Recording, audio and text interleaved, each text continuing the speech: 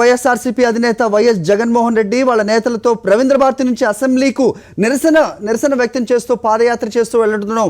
మనం విజువల్స్ లో చూస్తున్నాం. పోలీసులు అడ్డుకుంటూ ఉన్నారు. వైఎస్ జగన్ బ్యానర్ చూపిస్తున్నారు. అక్కడ ఏం జరుగుతుందో ఒకసారి చూద్దాం. ఈ ఫోటో ఎమ్మెల్సీ పాదాభివందనం చేస్తున్నాడు. బాగా ఎమ్మెల్సీ దగ్గరగా బాగా చంద్రబాబు నాయుడుకి ఎమ్మెల్సీ అయినాడు. ఈయన తమ్ముడు, ఈయన ఎమ్మెల్యేతో పాటు నిందితుడు ఇద్దరు కలిసి విదేశాలకు పోయినాడు. విదేశాల నుంచి ఎమ్మెల్యే మాత్రం తిరిగి వచ్చినారు. కానీ ఆయన విదేశాలు వదిలిపెట్టి సీను బాగా చూసుకొస్తుంది. విదేశాల్లో ఆయన మాత్రం అక్కడే ఉండిపోయారు. ఎమ్మెల్యే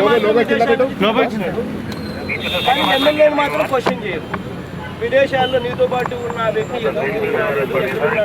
ఎమ్మెల్యేని మాత్రం ఎవరు క్వశ్చన్ చేయరు. క్వశ్చనింగ్ కూడా తీసుకోరు. బాగుంది ఫోటో, బాగా జాగ్రత్తగా. ఇదేమో టీజీ ఇంటెలిజెన్స్ బాగా చక్కగా నిందితుడు ఎంత బాగా సంభాషణ చేస్తా ఉన్నాడు. చక్కగా సంభాషణ చేస్తా ఉన్నాడు. ఎలా చేయాలి, ఏ రకంగా ముందుకు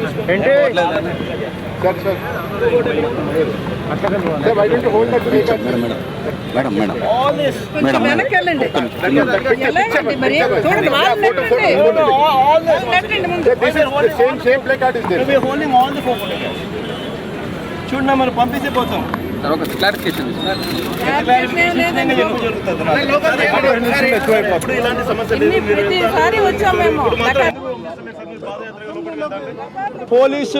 పోలీసులను చంద్రబాబు నాయుడు గారు ఎంత చక్కగా వాడుకుంటున్నారన్న దానికి ఇదే నిదర్శనం.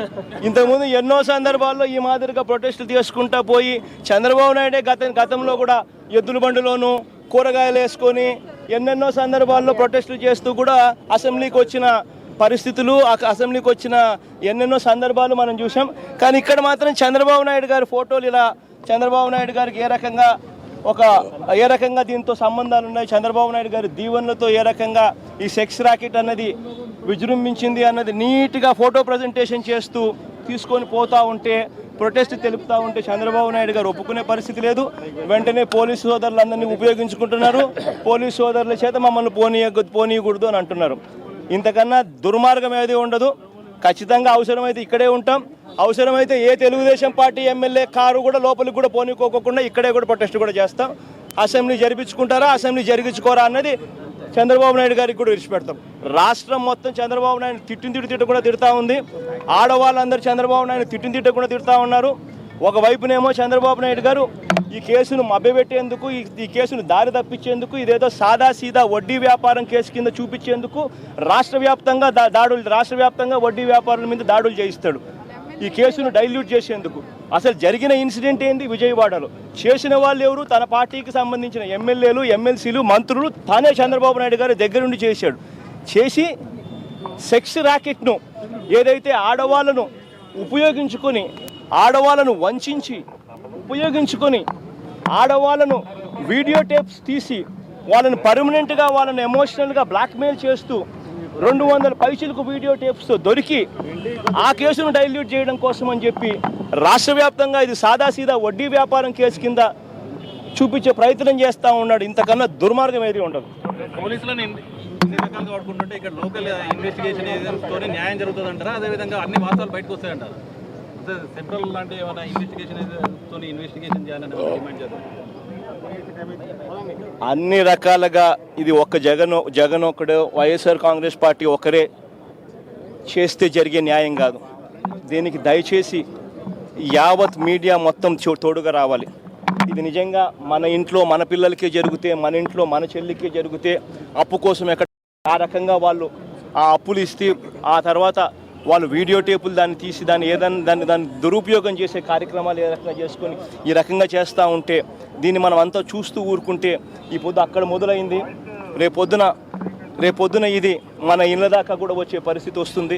దయచేసి ఇది ఎవరైనా కూడా అందరం కలిసికట్టుగా ఒకటవుదాం. కలిసికట్టుగా ఒకటే ఆ బాధితులను మన కుటుంబ సభ్యులుగా మనం భావించి వాళ్ళకు తోడుగా నిలబడదాం.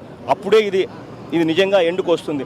దీన్ని చంద్రబాబు నాయుడు గారు వక్రీకరించే చంద్రబాబు నాయుడు గారు దీన్ని తప్పుదావ పట్టించే కార్యక్రమం ఏదైతే చేస్తూ ఉన్నాడో, ఆర్డినరీ వడ్డీ వ్యాపారం కింద చిత్రీకరణ చేసే కార్యక్రమం చేస్తాం. దాన్ని మనం అంతా కలిసి అందరం కలిసికట్టుగా దీన్ని ఆపుతాం.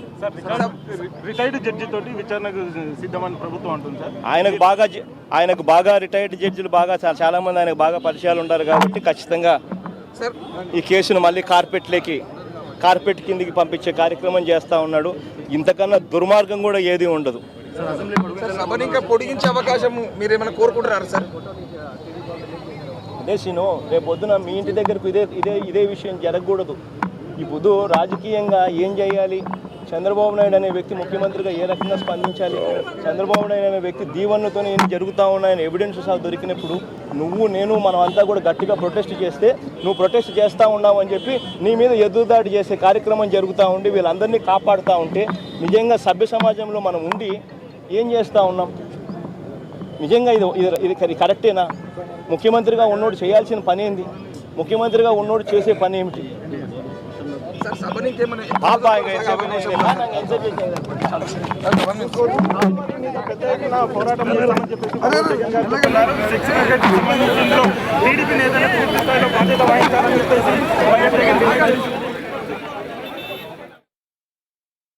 వాళ్ళు ఉన్నారని ఎక్కువ మంది ప్రతిపక్షంలో ఉన్న కాంగ్రెస్ కమ్యూనిస్ట్ పార్టీ వాళ్ళు ఉన్నారని చెప్పి చెప్పుకొచ్చే ప్రయత్నం చేస్తారు. నిజంగా ఇంతకన్నా దుర్మార్గము దారుణం ఏది ఉండదు. అసలు కేసు ఏమిటి? విజయవాడలో సెక్స్ ర్యాకెట్కి సంబంధించిన కేసు.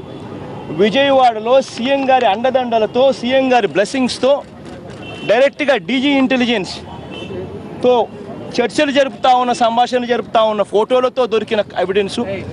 ఎమ్మెల్యే డైరెక్ట్గా నిందితునితో విదేశీ పర్యటనలోకి వెళ్ళి ఎమ్మెల్యే ఒక్కడు తిరిగి వస్తాడు, విదేశీ పర్యటనలో ఉన్న నిందితుడు మాత్రం అక్కడే ఉండిపోతాడు.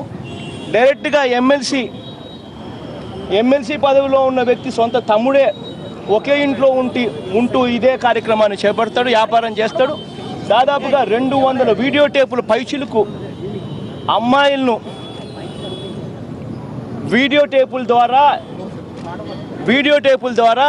అశ్లీల చిత్రాలను తీసి వాళ్ళను పర్మనెంట్గా వాళ్ళను బ్లాక్మెయిల్ చేసే కార్యక్రమంలో భాగం చేసి సెక్స్ ర్యాకెట్కు పాల్పడితే ఆ సెక్స్ ర్యాకెట్ నుంచి వీళ్ళందరినీ తప్పించేందుకు సీఎం గారి బ్లెస్సింగ్స్తోనే ఇదంతా జరిగింది అని చెప్పడానికి పూర్తి ఎవిడెన్స్ సీఎం గారు దొరికిపోయారు కాబట్టి, అందులో సీఎం గారి డబ్బులు కూడా దాంట్లో ఉన్నాయి కాబట్టి సీఎం గారు దీన్ని వక్రీకరించేందుకు, దీన్ని తప్పుదావ పట్టించేందుకు, ఇది కేవలం వడ్డీ వ్యాపారంతో సంబంధం ఉన్న కేసు కింద దీన్ని మభ్యపెట్టేందుకు రాష్ట్ర వ్యాప్తంగా దాడులు చేస్తాడు.